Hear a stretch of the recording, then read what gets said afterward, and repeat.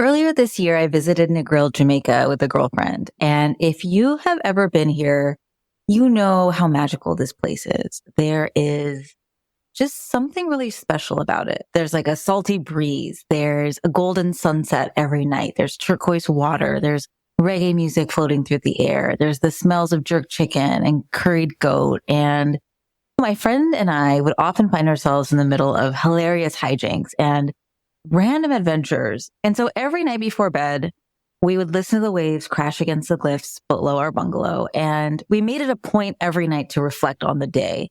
And so we would sit on the balcony and we would eat peanut M&Ms and we would just recap the day. And sometimes there were funny memories from a clumsy cliff dive or making friends with a sea cucumber or just like a really hilarious interaction with somebody. And we would jot down these moments. And sometimes we would write down like a paragraph, like we would write about it in detail. And sometimes we would just jot down a word or two because we really wanted to capture the joy and the wonder and the tiny lessons that we might have otherwise forgotten. Because moments are ephemeral, like they slip out of our hands. And so looking back at the shared Apple Note that we have with all those recaps many months later always makes me laugh. It makes me smile. It brings me right back to that experience. And it's like reconnecting to the place and its people. And so that's the power of reflection. And we don't talk a lot about reflection in this field of marketing, if you want to call it that.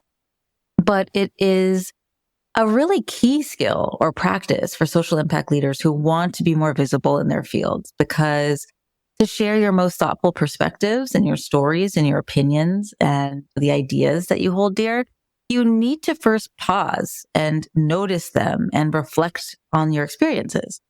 And so in this podcast episode, I'm going to be talking about how building a habit of reflection will support your thought leadership practice. And I'm going to share a ton of reflection questions and prompts that you can use to really make this habit stick. So keep on listening.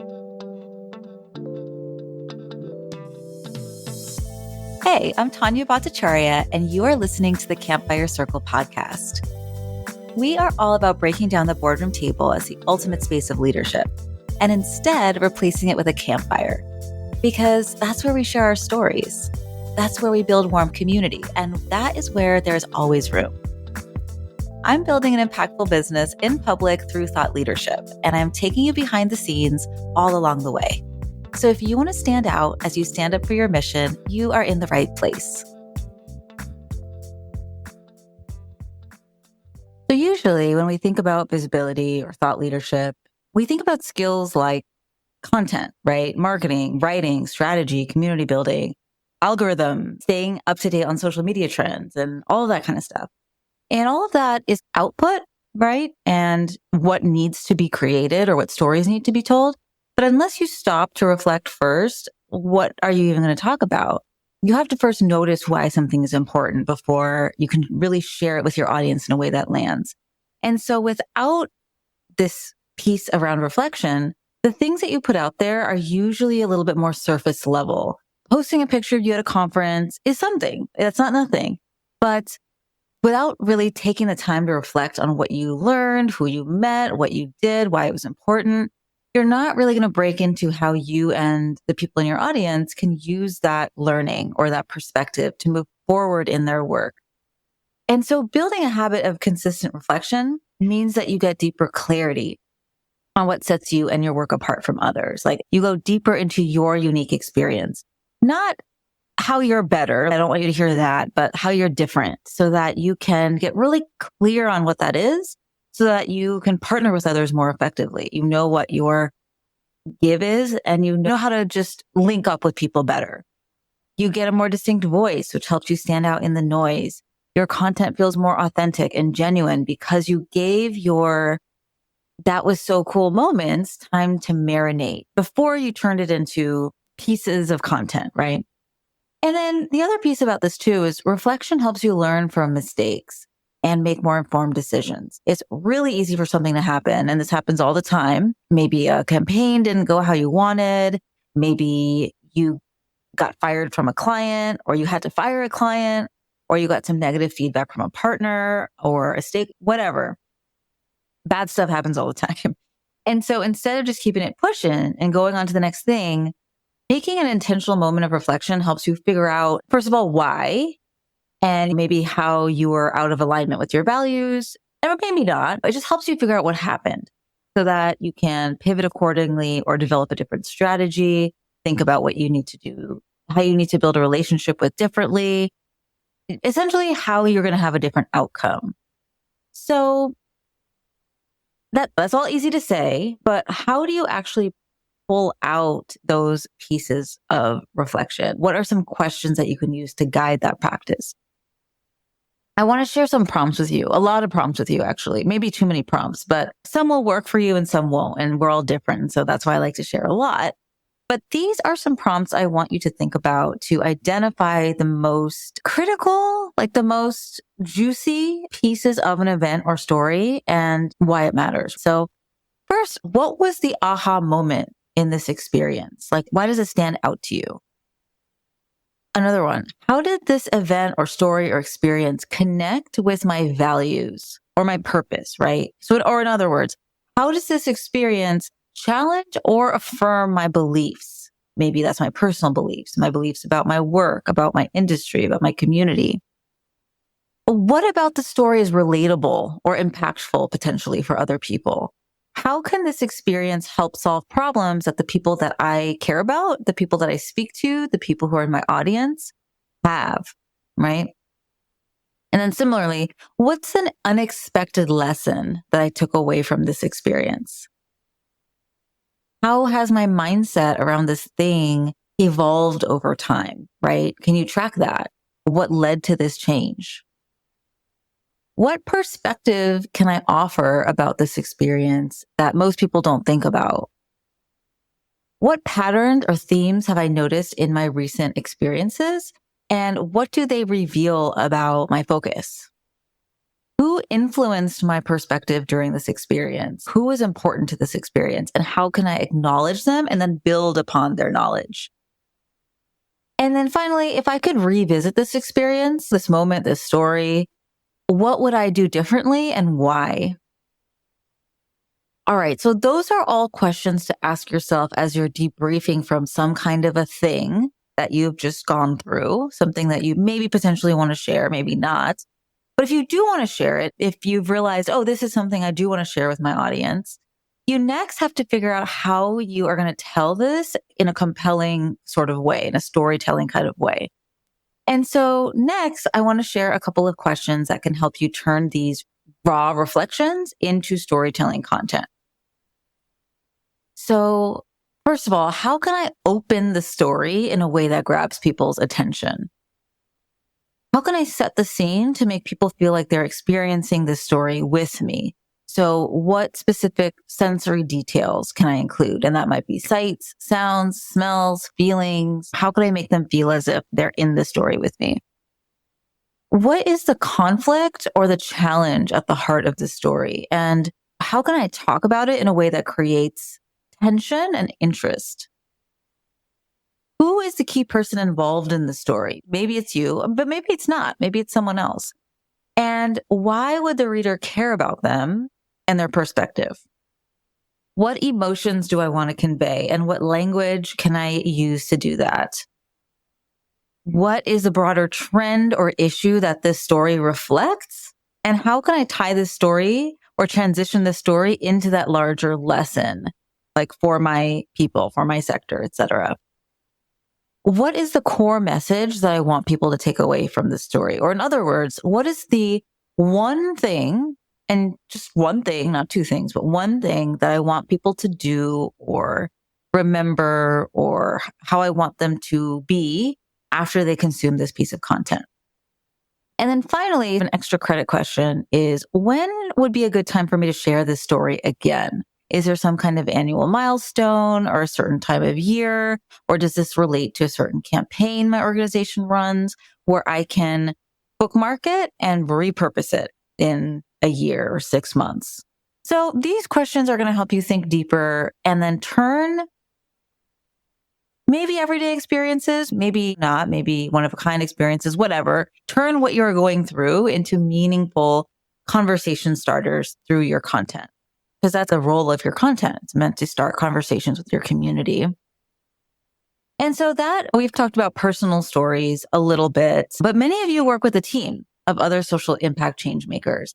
And maybe that's at a nonprofit, maybe it's at a foundation, a consulting firm, a B Corp certified business, or some other kind of mission driven organization. And so I also want to talk about creating a culture of reflection within your team, because building a reflective internal culture is going to bring depth and authenticity to your brand's voice. And it's going to make team members feel more connected to your mission and vision. So it goes both ways, right? It creates connection. Reflection creates connection. It creates a stronger culture where people, they want to show up differently. They have a growth mindset. They're willing to take risks. They're willing to get into relationship with people differently and share more innovative ideas. And I feel like I said culture a whole bunch, but that's really what it is. There's no synonym. Like reflection builds upon your culture. And that old saying about culture, it's everything, right? So to do this, to slowly build a culture of reflection, I think one, obvious thing to do is incorporate some reflection moments in team check-ins and in meetings. Incorporate places where you can talk about team wins, I don't know what to call it. I almost said team failures. And maybe you can call it that, but places where you didn't quite hit the mark, what happened, who made it happen, who was a part of it. And as you share these things internally, that's going to, like I said, build culture, build relationship, build connection. But it's also going to bring raw material that you could potentially share with the external world in a way that your audience will care about and build trust in your organization.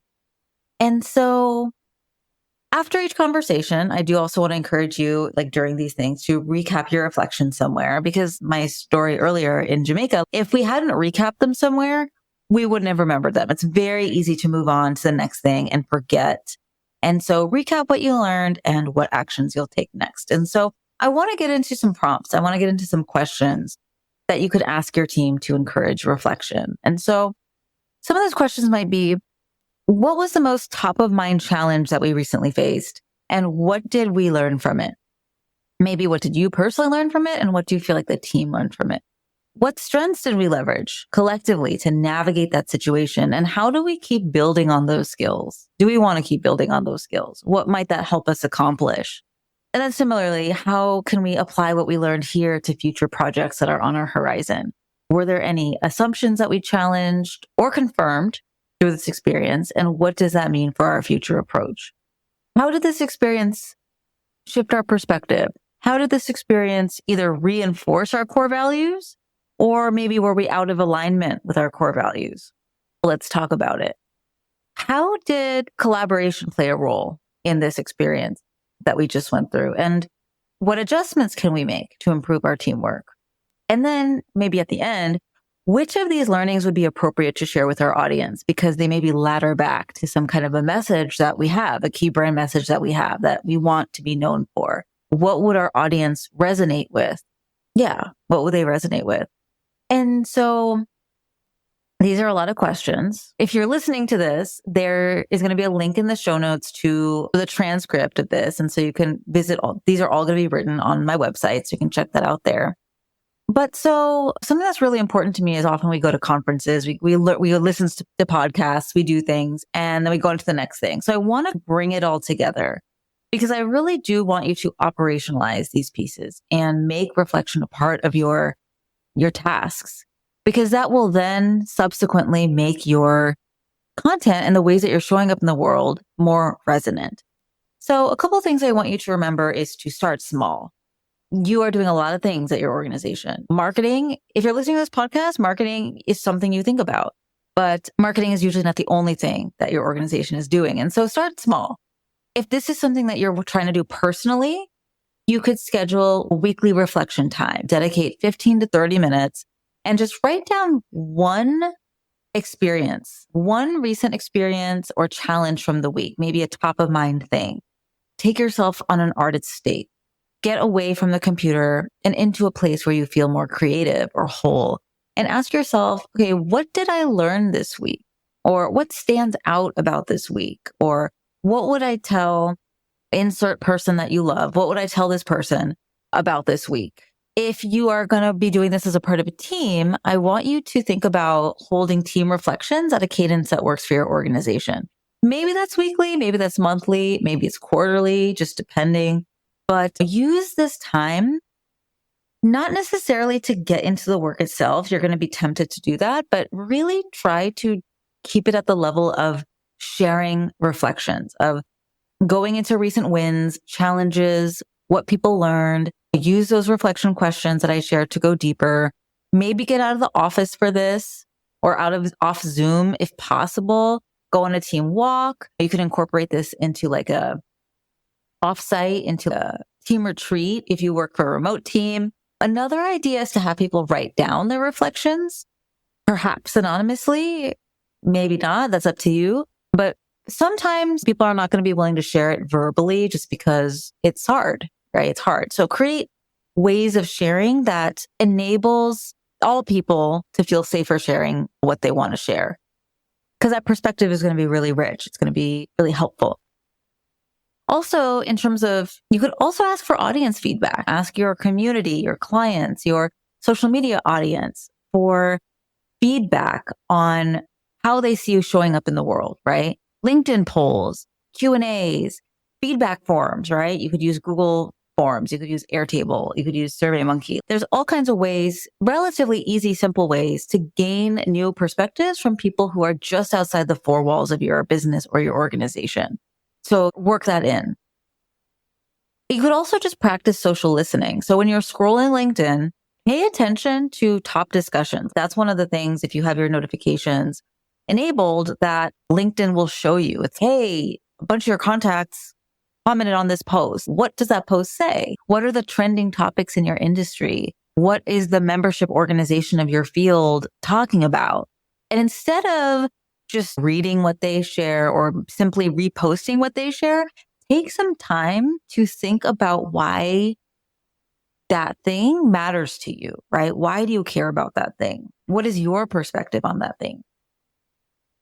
And then a content brainstorm. So set aside some time, whatever works. I'm assuming that you are either if you're an independent consultant, you get to wear all the hats. If you are the person who manages marketing at your social impact organization, this goes for you too. Set aside some intentional time to take all those notes, right? Those team reflections, your audience feedback. Look for themes. Look for messages, highlight what feels really rich to you, and think about what can be turned into content that you can then share back with your audience. So you're probably listening to this in December 2024. That's when this episode's coming out. The year is about to close. What a year it was. Oh my goodness. And so what better time to get into a reflective mindset, right? So, and it can be simple. Let's do it now. All it takes is go ahead and just join me in closing your eyes for a moment.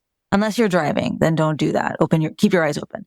But I want you to think about a recent experience. It could be a win. It could be an L. Just a top of mind experience that pops into your mind. And picture that experience. Picture where you were. Think about who was involved. Feel the emotions that you felt. And then ask yourself, what made this a success for you specifically? Or what made this a learning opportunity for you specifically? What will you learn from this experience that you're going to carry with you to inform your work going forward? And how can you build on that in community? These are just some things I want you to just reflect on. This is long term. Let this marinate. Just think about this for a while. And once some things emerge for you, feel free to send me a message on LinkedIn. I would love to hear what comes up. Excited to hear from you. Thanks for listening. Okay, so you've heard from us. Now I want to hear from you. Leaving a review helps us so much in growing our reach and supporting more folks with this podcast. And even better, I would love for you to send me a note on LinkedIn with your takeaways from this episode. I cherish and respond to every message, so I can't wait to hear from you. And if you want to go even deeper, check out the show notes to take your next step.